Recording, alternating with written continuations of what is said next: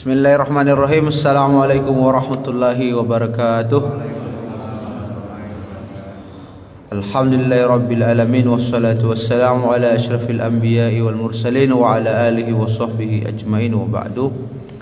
Bapak-bapak dan jemaah sekalian yang dirahmati Allah Subhanahu wa taala, alhamdulillah kita bersyukur kepada Allah Subhanahu wa taala yang memberikan kekuatan lahir dan batin kepada kita untuk beramal. Semoga amal ibadah yang kita lakukan ini diterima oleh Allah dan dibalas dengan balasan surga Al-Firdaus. Bapak-bapak dan jemaah sekalian, pada kesempatan subuh yang berbahagia ini kita lanjutkan kembali tafsir Al-Munir. Kita sampai pada surah Al-Alaq, surah atau ayat yang pertama yang diterima oleh Nabi kita Muhammad sallallahu alaihi wasallam, yaitu mulai dari ayat yang pertama sampai ayat yang kelima. Tetapi surah Al-Alaq sendiri ini adalah surah Makkiyah, surah yang diturunkan oleh Allah pada periode Makkah, dan jumlah ayatnya ada 17. Kita lihat bagian yang pertama tentang tasmiyah surah, ya, tentang alasan kenapa kemudian para ulama menamai surah ini dengan surah Al-Alaq. Ada dua nama dari surah ini. Yang pertama bisa disebut dengan surah Al-Alaq, ya, bisa juga disebut dengan surah Al-Iqra dan surah Al-Qalam. Ada tiga nama ternyata.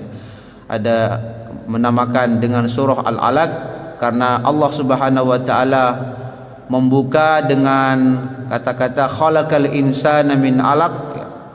Kemudian juga disebut dengan surah Iqra karena Allah Subhanahu wa taala memulai ayat ini, surah ini, dengan perintah membaca, Iqra, bacalah. Kemudian juga disebut dengan surah Al-Qalam karena Allah Subhanahu wa taala mengajari manusia dengan pena. Alladzi 'allamal bil qalam, alladzi 'allama bil qalam. Nah, Al-Alaq sendiri itu adalah ad-damul mutajammid, ya, darah yang membeku, bentuknya seperti ulat kecil, sesuatu yang menggantung. Kata alaq itu sendiri artinya sesuatu yang menggantung. Jadi kalau kita lihat di dalam proses penciptaan manusia, manusia itu berawal dari nutfah, ya, dari sperma, dan kemudian dengan izin Allah Subhanahu wa taala berubah menjadi alaqah, menjadi darah, darah yang membeku, sesuatu yang menggantung di rahim seorang perempuan. Nah, karena itu dalam masa manusia atau janin itu masih berbentuk alaqah, dia rentan mengalami keguguran karena memang belum kokoh, dia hanya masih menggantung, ya. Itu kalau kita lihat dari segi saintifiknya, gitu. Kemudian kita lihat hubungan surah ini dengan surah At-Tin, dengan surah sebelumnya. Kalau kita lihat dalam surah At-Tin, Allah Subhanahu wa taala berbicara tentang penciptaan manusia fi ahsani taqwim, dalam bentuk yang paling sempurna. Nah, kemudian pada surah ini Allah Subhanahu wa taala menjelaskan materi penciptaan manusia, bahwa materi penciptaan manusia itu adalah dari alaqah, ya, khalaqal insana min 'alaq. Dialah yang menciptakan manusia dari segumpal darah. Jadi ini menjelaskan tentang material, ya, material penciptaan manusia. Jadi Allah Subhanahu wa taala mengingatkan manusia bahwa jangan sampai dia kemudian menjadi orang-orang yang takabur, menjadi orang-orang yang menyombongkan diri karena materi manusia itu sesuatu yang berasal dari rendah, dari nutfah. Ada yang suka main-main dengan nutfahnya, kan tidak mungkin. Nutfah itu sesuatu yang jijik, ya, sesuatu yang katakanlah tidak dihargai, barang rendahan. Nah, karena itu kita tidak boleh dan tidak mungkin punya alasan untuk menyombongkan diri karena kita hanya berasal dari tanah, dan tanah itu material yang sangat rendah. Nah, ini sekali lagi mengingatkan manusia agar manusia itu tidak melampaui batas. Kemudian di dalam surah ini juga Allah Subhanahu wa taala menjelaskan tentang kondisi-kondisi yang berkaitan dengan akhirat, ya. Dan ini juga ada kaitannya dengan surah sebelumnya. Summa radadnahu asfala safilin, kemudian kami kembalikan manusia itu ke dalam derajat yang rendah-rendah, yaitu di dalam neraka. Dan kemudian di dalam surah ini Allah Subhanahu wa taala menjelaskan tentang keadaan-keadaan yang bisa ditemui oleh manusia-manusia yang membangkang perintah Allah di hari kiamat kelak. Nah, ada beberapa kandungan di dalam surah ini. Yang pertama, di dalam surah ini Allah Subhanahu wa taala menjelaskan tentang hikmah dan tujuan penciptaan manusia. Bahwa manusia itu sesungguhnya berasal dari lemah dan kemudian dikuatkan oleh Allah Subhanahu wa taala. Jadi kita menjadi kuat bukan karena ikhtiar pribadi, tetapi karena dikuatkan oleh Allah Subhanahu wa taala. Itulah sebabnya kita mengatakan la haula wala quwwata illa billah. Kemudian juga di dalam ayat ini Allah Subhanahu wa taala al-isyadah memuji apa yang menjadi perbekalan manusia. Bahwa Allah Subhanahu wa taala membekali manusia itu dengan kemampuan membaca, dengan kemampuan memahami. Sebagaimana Allah Subhanahu wa taala mengatakan di dalam surah itu, Iqra bismi rabbikal ladzi khalaq 'allama bil qalam. Itu menunjukkan bahwa manusia itu diciptakan oleh Allah Subhanahu wa taala berbeda dengan makhluknya. Yang membuat kita berbeda dengan makhluknya itu cuma dua. Yang pertama al-ilmu, berilmu, wal kitabah, dan menulis. Kan tidak ada ceritanya monyet itu punya kemampuan membaca dan menulis. Hanya manusia saja yang punya kemampuan itu. Dan itulah yang membuat kita menjadi makhluk yang paling unik dibandingkan dengan makhluk-makhluk yang lain. Dan karena itu ketika manusia tidak punya kemampuan atau tidak punya kemauan untuk membaca dan menuliskan pengetahuan-pengetahuannya, maka dia tidak berbeda dengan makhluk-makhluk yang lainnya. Jadi ini satu amanat. Bagaimana kemudian manusia itu mampu mengembangkan ilmu pengetahuan melalui budaya literasi, budaya membaca yang intens, dan pada waktu yang sama ilmu yang telah dia pelajari itu dia harus tulis, sehingga ilmu itu kemudian mampu memberikan pencerahan, mampu memberikan kontribusi kepada yang lainnya.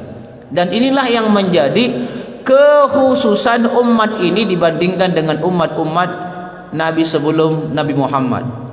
Umat-umat Nabi Muhammad sallallahu alaihi wasallam, para nabi sebelum Nabi kita Muhammad sallallahu alaihi wasallam, tidak ada yang memiliki kemukjizatan dalam bentuk ilmu dan tulisan.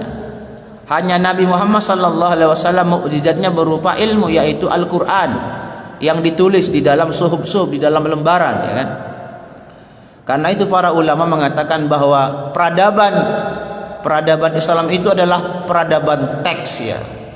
Maksudnya peradaban yang menjunjung tinggi tentang budaya membaca, menulis, menyebarkan ilmu, berdiskusi, dan lain-lain sebagainya. Jadi bapak-bapak dan jemaah sekalian, agar kita bisa menjadi berbeda dengan makhluk-makhluk yang lainnya, kita harus punya kemampuan membaca dan menulis dengan baik. Yang kedua, di dalam ayat ini atau di dalam surah ini Allah Subhanahu wa taala juga mengabarkan tentang begitu parahnya pembangkangan, penentangan, kejahatan manusia terhadap perintah Allah Subhanahu wa taala. Allah Subhanahu wa taala juga mengabarkan begitu ingkarnya manusia terhadap berbagai macam nikmat Allah Subhanahu wa taala yang mereka terima. Dan itu terjadi ketika manusia melihat dirinya dalam keadaan mewah, sejahtera, berkecukupan, dan lain-lain sebagainya. Kalla innal insana layatgha ar-ra'ahu istaghna. Manusia itu sungguh melampaui batas. Layatgha ar-ra'ahu istaghna, ketika dia melihat dirinya, mempersepsi dirinya memiliki banyak kecukupan.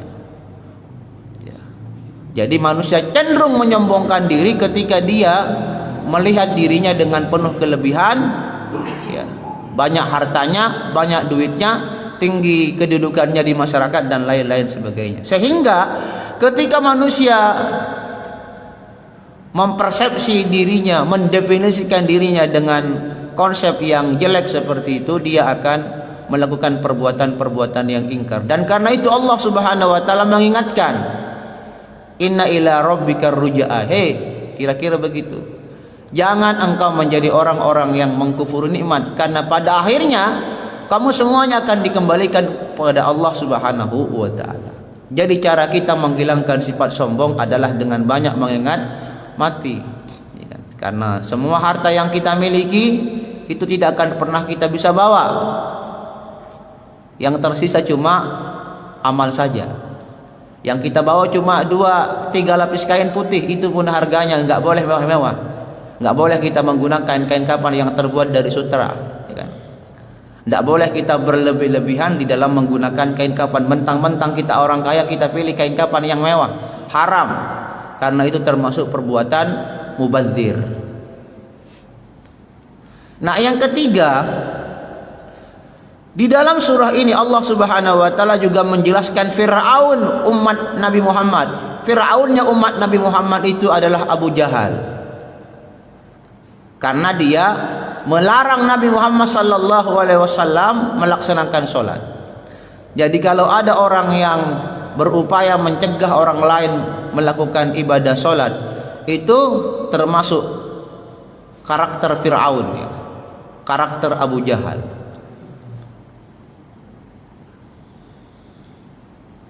Dan Nabi Muhammad sallallahu alaihi wasallam di dalam ayat ini mengingatkan Nabi kita Muhammad sallallahu alaihi wasallam, ya, agar kita tidak perlu peduli, tidak usah khawatir dengan berbagai macam ancaman yang dilancarkan oleh orang-orang yang membenci Islam dan umat Islam ini. Nah, kita lihat ayat yang pertama sampai ayat yang ke-8, ya. Di dalam ayat ini Allah Subhanahu wa taala berbicara tentang hikmah penciptaan manusia, dan Allah Subhanahu wa taala mengajarkan manusia membaca dan menulis. Kita baca, Iqra bismi rabbikal ladzi khalaq. Bacalah dengan nama Tuhanmu alladzi khalaq, yang menciptakan. Khalaqal insana, yang menciptakan manusia, min, dari alaq, segumpal darah. Iqra, bacalah. Wa rabbukal akram, dan Tuhanmu yang maha dermawan, yang maha pemurah. Alladzi, yang allama bil qalam, yang mengajar manusia dengan perantaraan qalam, pena. Allamal insana, Allah mengajari manusia malam ya'lam, apa-apa yang tidak diketahuinya. Kalla, sekali-kali tidak, atau ketahuilah. Innal insana, sesungguhnya manusia itu layatgha, melampaui batas. Kata yatgha itu nanti satu akar kata dengan togut, ya. Togut, togo itu sama. Di pesantren itu ada namanya hilangkan sikap togo, sikap melampaui batas. Kalla, ketahuilah, innal insana, sesungguhnya manusia layatgha, benar-benar. Karena Allah Subhanahu wa taala di dalam ayat ini menggunakan 2 kata penguat, ya. Yang pertama kata inna, itu kata penguat. Kemudian lam ini, la yatgha, itu juga kata penguat. Benar-benar, sungguh-sungguh manusia itu makhluk yang melampaui batas. Ar-ra'ahu stagna, karena dia melihat dirinya serba cukup, banyak duitnya dan lain-lain sebagainya. Inna ila rabbika, sesungguhnya kepada Tuhanmu, ar-ruj'a, kamu kembali. Nah, kita lihat makna yang pertama, ayat yang pertama, ya. Nah, kalau untuk sebab rangkaian peristiwa bagaimana Nabi Muhammad sallallahu alaihi wasallam menerima ayat ini juga panjang disampaikan dalam tafsir Al-Munir, tapi kita skip karena waktunya nggak terlalu panjang, ya. Jadi bapak-bapak bisa lihat saja proses turunnya wahyu yang pertama. Itu kita bisa melihat betapa Nabi Muhammad sallallahu alaihi wasallam pada saat itu mengalami satu peristiwa yang sangat dahsyat, yang kemudian merubah sejarah umat manusia secara umum. Jadi Iqra bismi rabbikal ladzi khalaq itu memiliki 2 makna. Iqra bismi rabbikal ladzi khalaq itu bisa dimaknai dengan 1, bacalah dengan memulai menyebut nama Tuhanmu. Iqra bismi rabbik itu artinya bacalah dengan memulai menyebut nama Tuhanmu. Artinya sebelum kita membaca, kita menyebut basmalah terlebih dahulu. Bismillahirrahmanirrahim, baru kita kemudian membaca Begitu juga ketika kita melakukan segala perbuatan, segala aktivitas, kita awali dengan tasmiyah, dengan membaca Bismillahirrahmanirrahim. Sebelum berwudu kita juga bisa membaca Bismillah dan lain-lain sebagainya. Makna yang kedua, musta'inan. Jadi makna ba di situ adalah ba isti'anah. Kita meminta tolong kepada Allah Subhanahu wa taala agar kita diberi kemampuan untuk membaca. Nah, jadi bapak-bapak dan jamaah sekalian, kemampuan kita membaca itu bukan karena ikhtiar, bukan karena semata-mata usaha kita sebagai manusia, bukan. Semua itu hanya terjadi karena Allah Subhanahu wa taala memberikan pertolongan. Itulah yang menyebabkan kita jangan sampai angkuh dengan ilmu pengetahuan yang kita miliki, karena semua itu hanya pemberian. Seandainya Allah Subhanahu wa taala tidak memberikan pertolongannya, tidak memberikan inayah kepada kita, kita tidak mungkin bisa melakukan aktivitas membaca, menulis dan lain-lain sebagainya. Itulah sebabnya sering kita sampaikan kemampuan kita melakukan kebaikan-kebaikan, termasuk diantaranya adalah membaca dan menulis, itu hanya mungkin terwujud kalau ada pertolongan inayah dari Allah Subhanahu wa taala. Itulah sebabnya bapak-bapak dan jamaah sekalian, setiap kali kita melakukan kebaikan, kita sandarkan kepada Allah dan kita minta tolong agar kita senantiasa ditolong oleh Allah Subhanahu wa taala melakukan kebaikan-kebaikan itu. Allahumma a'inni ala dzikrika wa syukrika wa husni ibadat. Ya Allah, tolong aku di dalam berzikir, di dalam bersyukur dan beribadah yang terbaik kepadamu. Jadi di dalam ayat ini Allah Subhanahu wa taala mengingatkan manusia bahwa kemampuan kita bisa membaca, menulis dan lain-lain sebagainya itu hanya bisa terjadi karena Allah memberikan pertolongan, inayah. Itu makna yang pertama ya. Yang kedua, di dalam ayat ini Allah Subhanahu wa taala menyebutkan sifat dirinya dengan sifat Al-Khaliq, yang mencipta. Iqra bismi rabbikal ladzi khalaq. Kenapa Allah Subhanahu wa taala menjelaskan sifatnya dengan sifat Al-Khaliq di dalam ayat ini? Untuk mengingatkan manusia bahwa nikmat yang paling agung itu adalah nikmat penciptaan. Karena sebelumnya kita tidak ada, dan kemudian kita menjadi ada itu karena ada kehendak iradah dari Allah Subhanahu wa taala. Jadi nikmat yang paling besar itu adalah nikmat penciptaan, dan itu satu bentuk hutang kepada Allah Subhanahu wa taala. Dan yang namanya hutang wajib dibayar. Bagaimana cara membayarnya? Dengan beribadah. Salah satu bentuk ibadah itu adalah dengan membaca dan menulis. Tetapi ketika kita membaca dan menulis, tujuannya adalah untuk Allah. Iqra bismi rabbikal ladzi khalaq.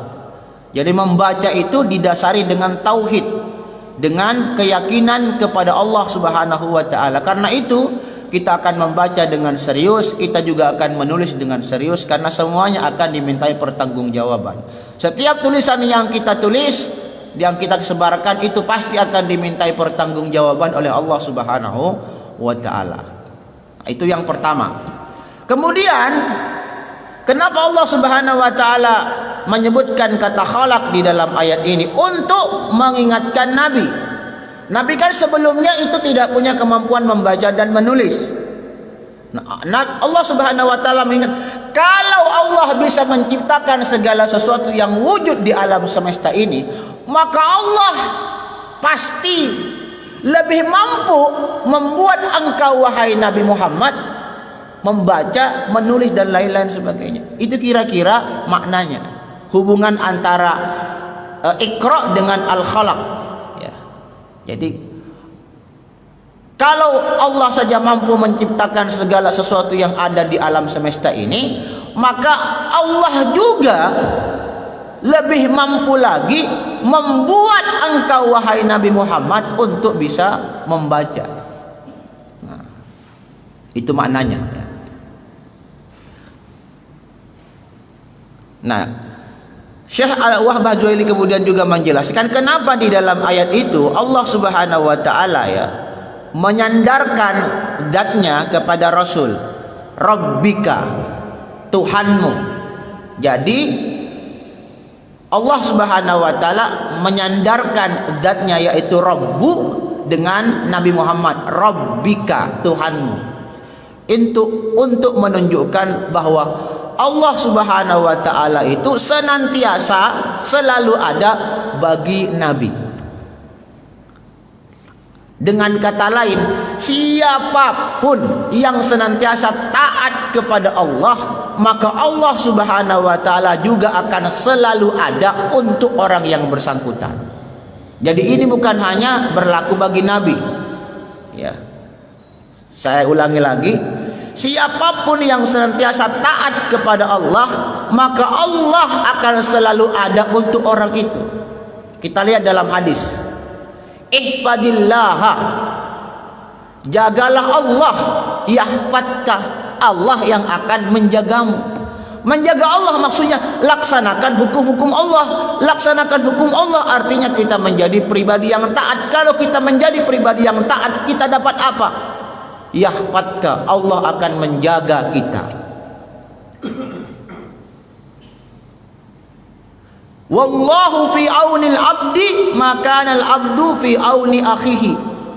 Allah Subhanahu wa taala akan senantiasa membantu orang, membantu hambanya apabila hambanya itu rajin membantu orang lain.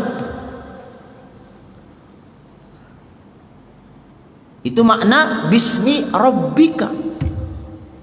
Allah selalu ada untuk Nabi kita Muhammad sallallahu alaihi wasallam. Semua kebaikan-kebaikan yang Allah Subhanahu wa taala miliki itu akan sampai kepada Nabi kita Muhammad sallallahu alaihi wasallam. Artinya ketika kita menjadi pribadi yang taat juga mencontoh jejak-jejak kenabian Nabi Muhammad sallallahu alaihi wasallam, kita hidupkan sunnah-sunnah Nabi, maka akan turun kebaikan, rahmat bagi kita. Nah, karena itu ketika kita sudah menjadi pribadi-pribadi yang rajin beribadah, rajin bertaubat, maka kemudian kita disifati dengan sifat ubudiyah. Nah, coba asra bi abdihi, dia memperjalankan hambanya. Kata-kata hambanya di dalam ayat itu adalah Nabi kita Muhammad sallallahu alaihi wasallam.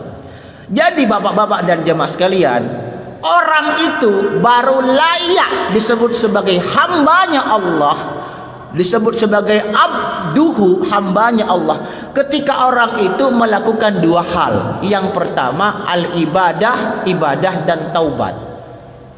Baru kita layak mendapatkan predikat sifat hamba Tuhan, hamba Allah. Kalau kita rajin beribadah, rajin bertaubat. Kalau kita tidak pernah beribadah dan tidak pernah bertaubat kepada Allah, berarti kita menjadi hambanya selain Allah. Karena cuma ada dua kemungkinan, menjadi hamba Allah atau menjadi hamba setan.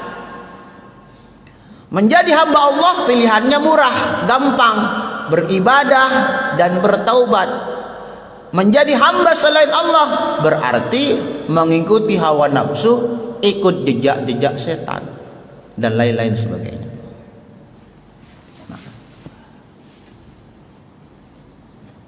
Yang itu kita lewati saja.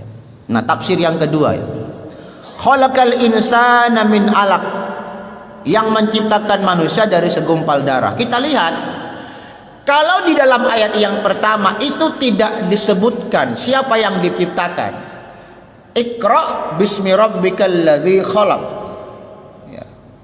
Bacalah dengan menyebut nama Tuhanmu yang menciptakan. Tidak disebutkan objek penciptaannya.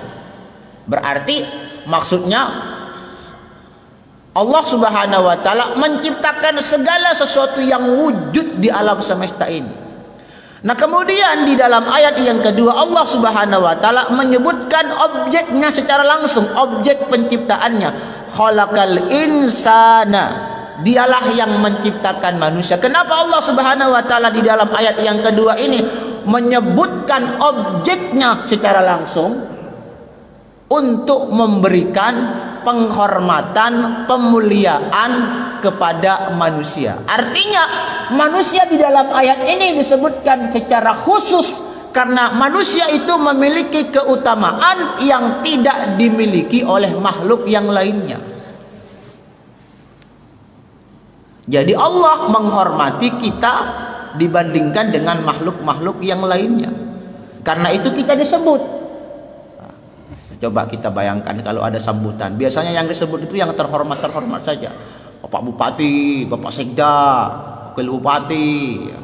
Tapi kalau yang nggak terlalu penting nggak disebut itu, paling cuma disebut secara umum, dan para hadirin dan hadirat yang tidak bisa saya sebutkan namanya satu persatu karena kurang memang terhormat. Tapi kalau yang terhormat itu disebut. Nah, kalau saya mendampingi bupati saya disebut juga itu, tapi kalau tidak mendampingi bupati nggak disebut. Kita hanya terhormat kalau bareng sama bupati. Begitu kita selesai ya sudah, urusan kita juga tidak ada lagi sudah. Nah begitu kira-kira. Nah, jadi Allah Subhanahu wa taala menyebutkan manusia secara khusus, khalaqal insana. Dialah yang menciptakan manusia, tidak disebutkan dengan makhluk-makhluk yang lain. Ya. Untuk memberikan penghormatan kepada manusia itu sendiri. Nah, manusia itu berasal dari alaqah. Ada beberapa tahapan ya. Yang pertama, kita berasal dari sperma. Sperma itu kan berasal dari sari pati makanan yang kita konsumsi. Nah, saripati makanan itu sendiri berasal dari tanah. Jadi tidak ada perbedaan. Kalau ada yang mengatakan manusia diciptakan dari sperma, manusia diciptakan dari tanah, itu sama saja. Karena sperma dan tanah itu sama. Ya. Artinya sperma itu awalnya dari makanan, dari saripati makanan. Makanan itu sendiri berasal dari tanah. Artinya manusia itu memang asalnya dari tanah juga. Nah, dari sperma kemudian berubah menjadi alaqah ya. Alaqah itu tadi segumpal darah. Kemudian dari alaqah dengan izin Allah Subhanahu wa taala menjadi mudghah, segumpal daging, tapi belum mengeras. Dari segumpal daging kemudian menjadi segumpal, kemudian Allah Subhanahu wa taala membungkusnya dengan tulang dan darah. Dengan tulang dan daging. Maka kita kemudian menjadi manusia yang sempurna. Makanya kalau kita mengikuti pengobatan akhir zaman pas itu, jadi sebenarnya yang perlu diperbaiki di dalam diri manusia itu intinya satu, tulangnya. Karena tulang itulah yang menjadi inti struktur manusia, tulangnya itu. Nah, mungkin ada Pak yang pernah mengikuti kursus ya, pelatihan pengobatan akhir zaman. Orang yang punya penyakit lambung itu katanya kalau dia mengikuti gerakan-gerakan tertentu itu bisa terobati lambungnya. Nah, bisa dipraktek nanti ya. Bisa dilihat di YouTube gitu ya. Nah, jadi bapak-bapak dan jemaah sekalian, intinya ini proses penciptaan manusia berawal dari sperma ya, dan lain-lain sebagainya. Nah, ada satu kutipan yang bagus di dalam ayat ini ya, yang disampaikan oleh Imam Az-Zamakhsyari ya. Nah, kalau kita lihat ada hubungan yang sangat erat antara ayat yang pertama dengan ayat yang kedua ya kan. Jadi di dalam ayat yang pertama Allah Subhanahu wa taala memerintahkan kita untuk membaca, dan kemudian pada ayat yang kedua Allah bercerita bahwa manusia itu diciptakan dari segumpal darah. Nah, ini untuk memberikan penegasan kepada kita bahwa sesungguhnya tujuan penciptaan kita sebagai manusia itu adalah agar kita punya kemampuan membaca. Ala annallaha, bahwa sesungguhnya Allah khalaqahu, menciptakan manusia itu lil qiraati, untuk membaca, wad dirayah, dan untuk berpengetahuan. Itu hubungannya. Iqra bismi rabbikal ladzi khalaq, khalaqal insana min 'alaq. Seolah-olah Allah Subhanahu wa taala berpesan seperti ini. Aku ciptakan kalian dari segumpal darah, dan kalian kemudian menjadi manusia yang sempurna. Tujuannya agar engkau membaca dan berpengetahuan. Membaca dan berpengetahuan itu kalian jadikan jembatan untuk mengenal Allah Subhanahu wa taala. Karena tanpa pengetahuan kita tidak mungkin bisa mengenal Allah, ma'rifah. Ya kan? Makanya kan al-fahmu qabla al-yaqin. Pahami dulu sebelum beriman kepada Allah Subhanahu wa taala. Berilmu dulu. Fa'lam annahu la ilaha illallah. Berilmulah, ketahuilah bahwa tidak ada sesuatu yang berhak disembah kecuali Allah.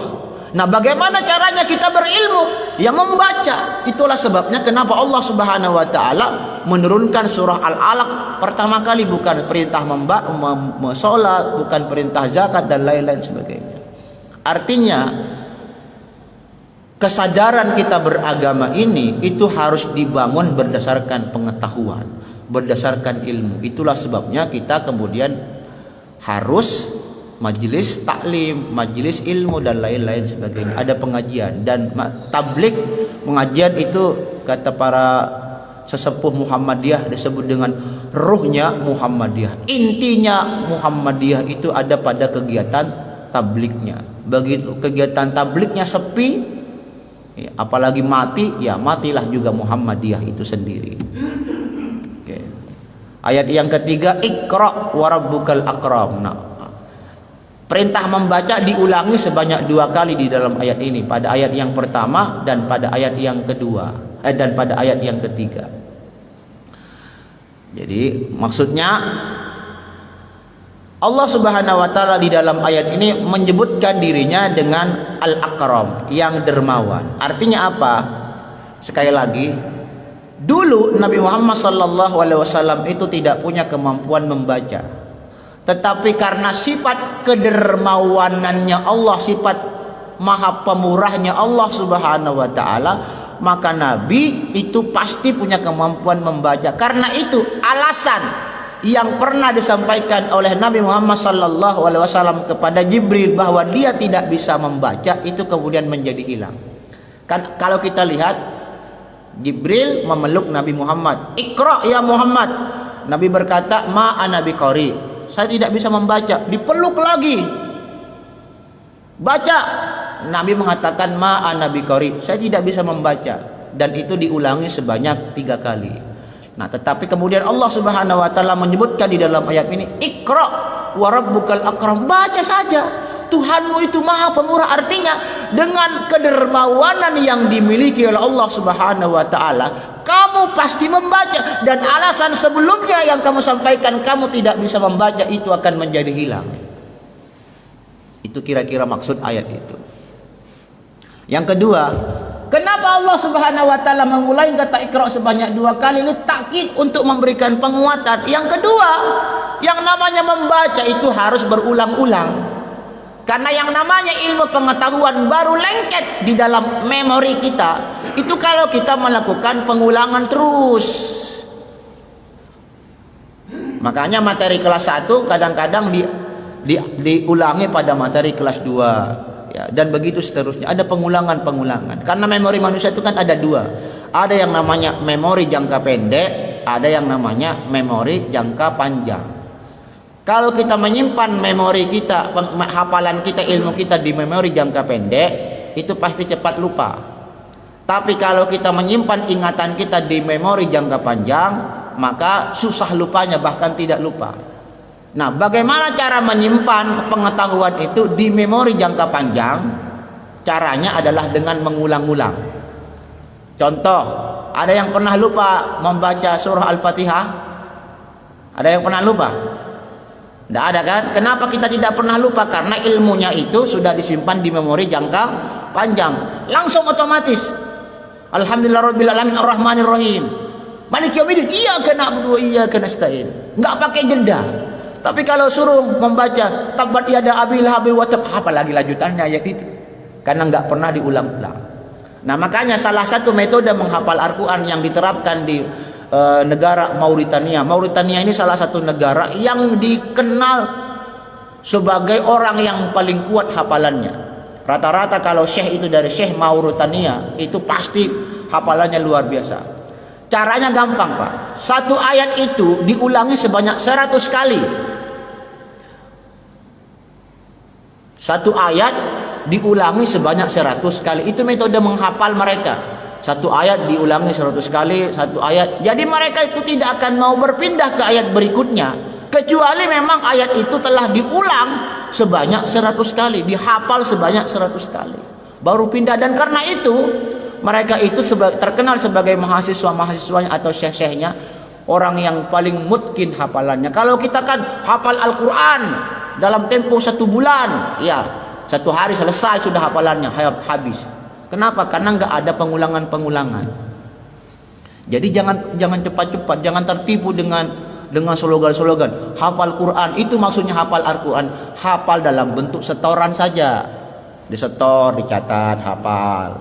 Kemudian besok lagi disetor, hafal. Padahal bukan hafal di kepalanya, hafal di buku, hafal setoran. Saya juga mampu itu kalau cuma menghafal 30 juz dalam satu bulan, cuma hafalan di setoran. Bismillahirrahmanirrahim, dihafal, di setor, ya. Gampang itu. Tapi ndak lengket. Kenapa ndak lengket? Karena terburu-buru.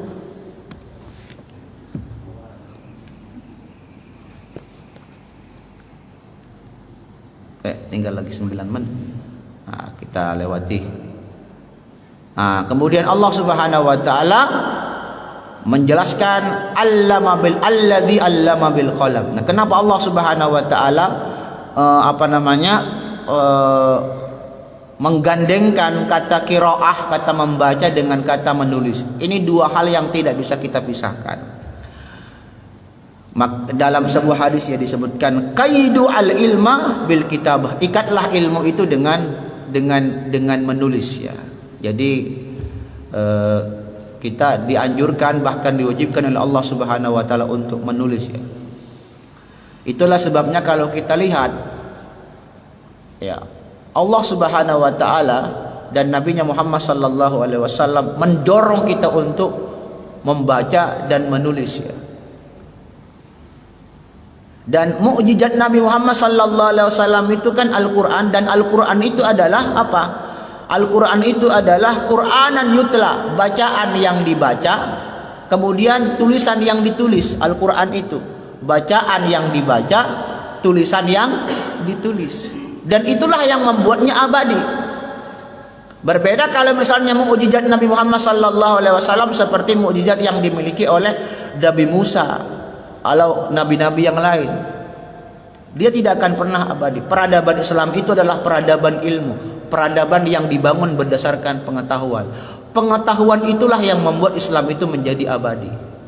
Al-Quran itu karena dia dibaca dan ditulis, maka Al-Quran itu akan senantiasa terjaga dan terpelihara, tidak mungkin hilang. Kenapa? Karena ribuan orang punya kemauan untuk membaca dan menulis Al-Quran. Itulah yang membuat Al-Quran itu terjaga. Jadi Al-Quran itu terjaga lewat tulisan dan lewat hafalan. Nggak mungkin Al-Quran itu hilang di telan zaman, tidak mungkin.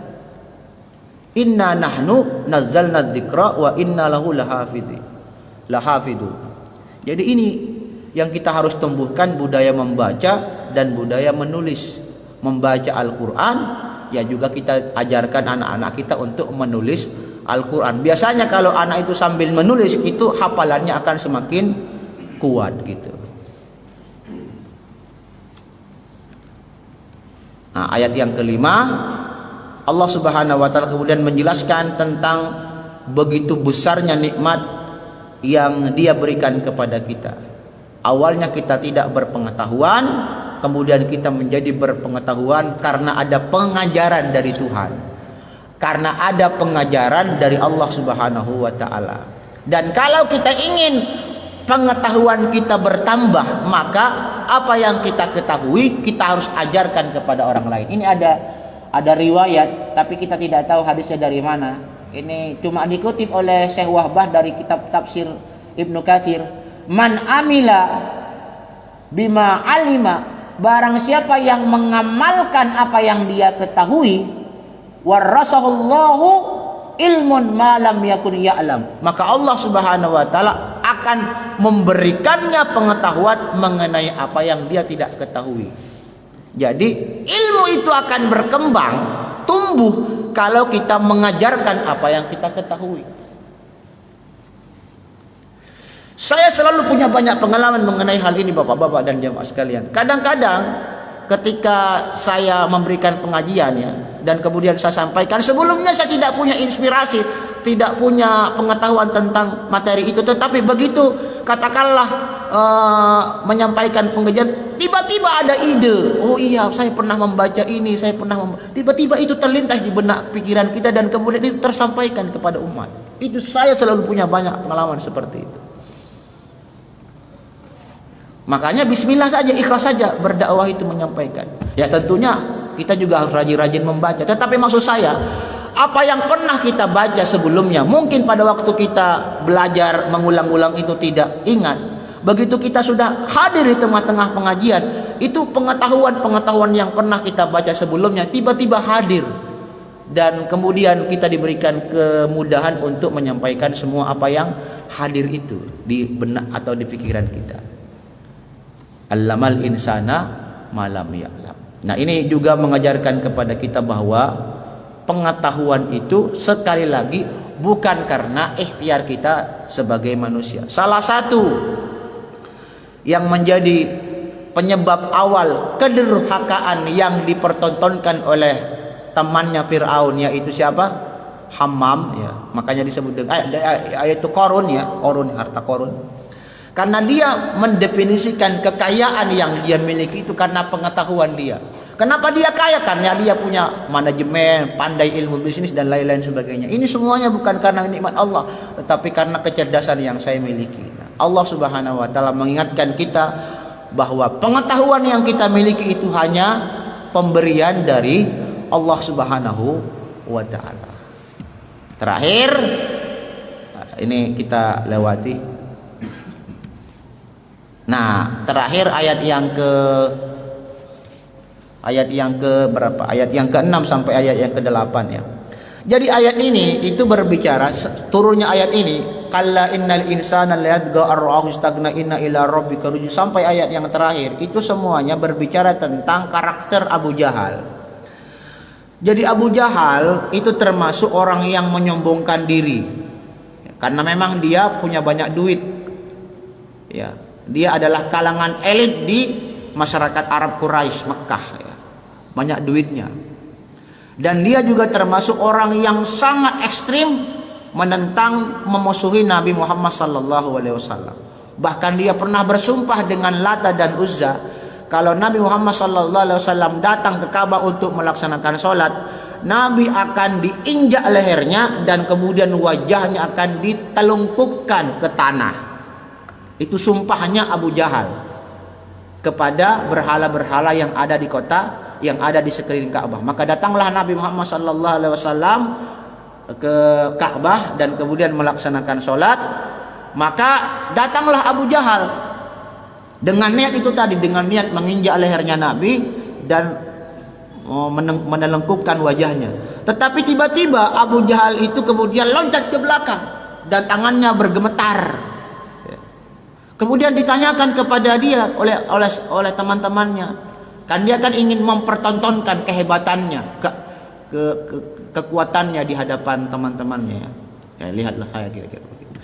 Kemudian dikatakan, ada apa kok kamu loncat ke belakang? Dia mengatakan, inna baini wa bainahu khandakan minan nar. Antara aku dengan Nabi itu ada parit yang terbuat dari api, tapi tidak bisa dilihat oleh sahabat-sahabat Abu Jahal yang lain. Wahaulan dan ada sesuatu yang mengerikan, ada malaikat dengan sayap yang begitu besar. Maka Nabi Muhammad SAW kemudian menyampaikan, seandainya itu Abu Jahal benar-benar mendekat kepadaku, maka dia akan disambar oleh malaikat, dan bukan cuma satu malaikat, oleh ribuan malaikat, dan bagian tubuhnya akan dicabut, akan dicabik, potong perbagian-perbagian.